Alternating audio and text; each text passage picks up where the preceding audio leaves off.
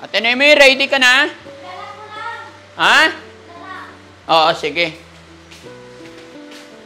Oh, baka mawala tong mga iluluto mo. Ha? Ano bang gamit ko? Ah, okay.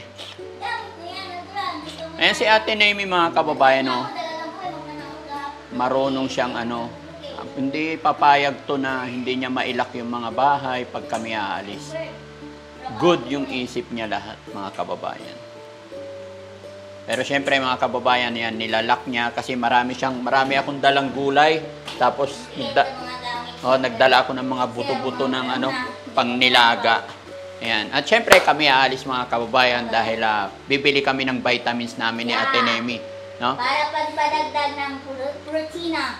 Kasi yung buto, nag-iba na eh, nag-amnong na, diba? The bone is sinking of your brain. Yung mo, nawala na. So, okay, let's go! Ayan, mga kababayan, samahan nyo kami. Ito yung second attempt namin pagpunta para makabili nga po ng vitamins. Ayan. Sakay natin, Amy. Okay. Kasi hindi pwede, mga kababayan. Okay na? Kasi hindi pwede, mga kababayan, na marinig niya na bibili ng ayaw niyang pinag-uusapan yung sakit niya sa madaling sabi. Kaya iniiba-iba namin yung usapan. Sabi namin, kuha lang ng vitamins, kunwari pati kami. Ayan. So, sana mapagamot natin, mga kababayan, no? Samahan niyo po kami. Ayan, let's go!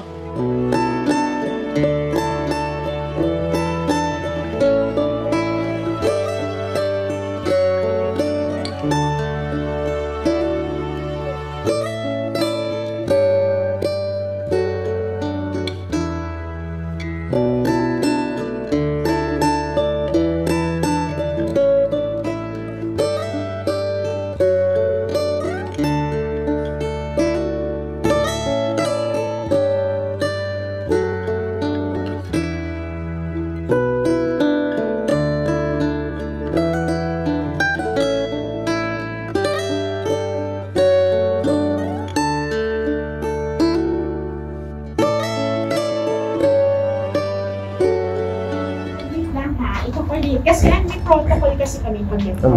Sige po. For protection nyo rin, kasi syempre wala siyang relative. Tapos, kailangan to ma-document muna natin through na neutral na ground. So, mga social worker.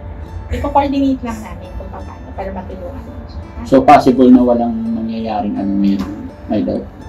Na hindi parang intervention. Parang gano'n. I-ano muna natin. I-dadaan. Wait lang. May ID ka ba? Ninakaw nga po, di ba? Lahat. Okay. Sige. Kompleto ID ko.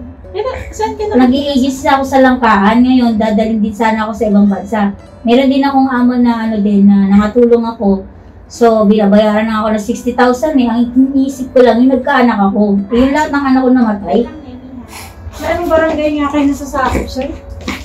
Yung Dasmariñas, masayahin, Black Saan po ito? Basta sa Dasma. Saan sa Dasma, sir? Anong address doon? Black. Saan ba? Bria. Sir, ano pong barangay na sasakupan nito? Yung Bria? San Area C? Area C ba ito? General Trias. Hindi Dasma. Anong question mo, sir? Yes po. Yung lang po, yung procedure for today. Ever po na. Kasi may schedule pa po kami sa Kasi ganito yan, sir. Pag mga ganyan, hindi kasi una-una sa mental health law, kailangan may authorized legal representative siya. Hindi ka pwedeng ikaw yung mag-represent because i-refer ko po kayo sa barangay, tapos yung barangay kukuha sa kanya, tapos ititrace nila kung saan siya galing. Tapos, pero may social worker kasi yun. So sila na yung gagawa. Kung wala po ba kayong social worker sa shelter? No? Wala pa po. So, social worker ng community gagawa nun. Tapos, kapag ganun, tsaka siya i-check up po. Refer po ma-check up. So, tinawag ko po sa social worker, ang sabi is kailangan sa pinakamaliit na unit sa barangay. So, tatawag ko po. Mag-load na po ako. Today po, clearly po is puro tawag. Actually, yung refer lang po pala. Hindi ko kasi siya matitignan kung wala siyang documentation. Okay. So, ano pong plano? Uwi na muna. Okay na muna po. Ito. Wala rin. Ay, may itawag ka muna sa barangay? Abutin pa tayo ng Siyam-siyam din. barangay. Kasi may ano na Matagal na po kami may mga ganitong nangyari. Hanggang Pangasinan may pinagamot na po ako. Pag idinadaan sa barangay, abutin ng siyang siya. Government natin, alam nyo naman po yun. Diba? Eh kami, concern lang po kami. Kasi wala kaming mahanap na family talaga niya. Hindi na siya nagsasabi ng makapagsabi ng totoo. Kaya hindi namin mahanap. Actually, mula nung napulot namin yun, naka-documentary, naka-upload sa page namin hanggang sa YouTube. So walang nagki-claim. Kaya, pero sa bahay, nagluluto naman siya. Yun lang nagiging ano niya. Narinig nyo na kung paano siya the way na magsalita. Pero kasi kailangan. Yes po, naintindihan namin kayo to. Kaya lang hindi na namin kaya maghintay ng gano'ng tagal kasi marami kami ginagawa. Marami pa kami dapat Pero tulungan. gusto niyo po kunin muna yung number ng barangay para coordinate po. Hindi na po. Wala akong trust dyan sa mga barangay. Sorry, tell the truth talaga. Abutin talaga ni Siyam-Siyam. Hindi lang isang beses. Saan ba yung nagpuntahan natin? DSW din. Laguna. Oh. Kay Charlotte. Oo, kay Charlotte naman. Na-turn over na sa pamilya niya. General pa yung tumatawag sa amin, kamag-anak niya. Pero DSWD, napakatagal talaga. Sorry talaga. Alam niyo yung reality ng government natin. Kaya ako, kung sino yung nakakaunawa sa ginagawa ko sa ating mga kababayan na kagaya niya, doon lang ako. Sige po, nire-respeto ko po yung desisyon niya and yung Yes po, thank you. Pasensya na rin po. Kahit sa inyo po, mawalang galang na talagang naintindihan ko yung protocol ninyo. So, hanap na lang na ibang way siguro. Sige po. Thank you so much po. Sa National Center for Mental Health, sila doon, direkta meron silang social worker. Okay. Saan po yan? Kunin mo baka sakali. NCM. Bigay ko po yung number sa inyo. Ate Nenis. Sige ma'am.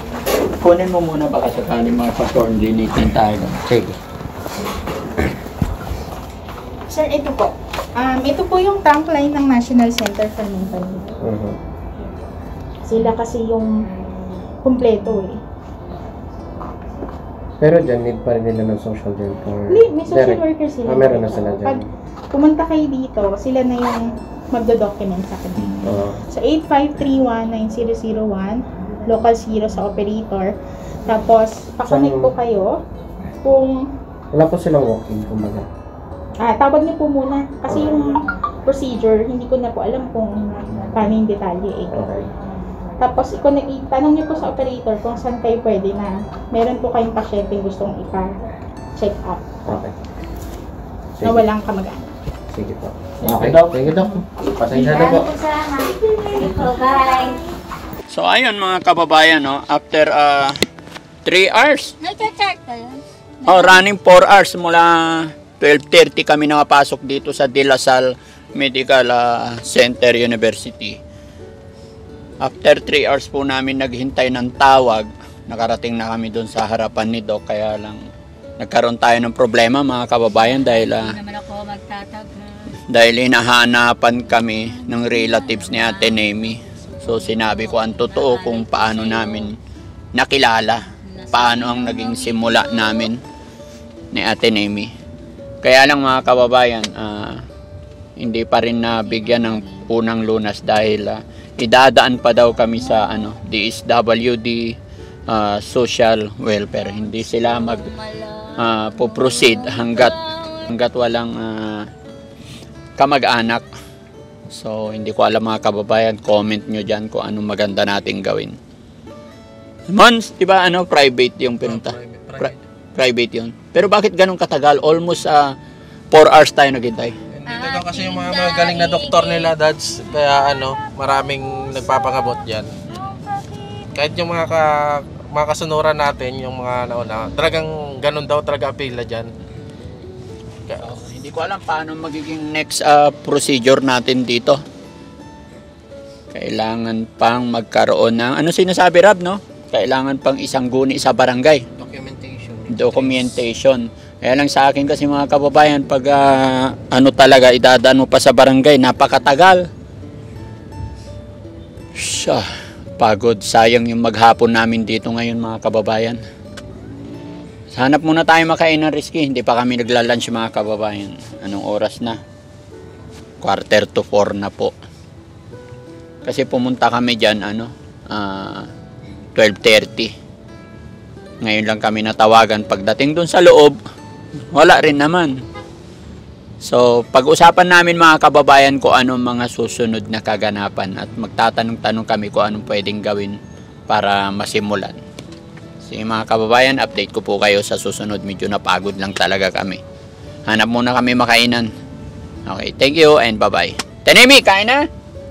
Hanap tayo makainan? Hello! Hanap tayo makainan, Tenemi. Anong gusto mong pagkain? Naka-headset eh. Okay. Naka-headset siya.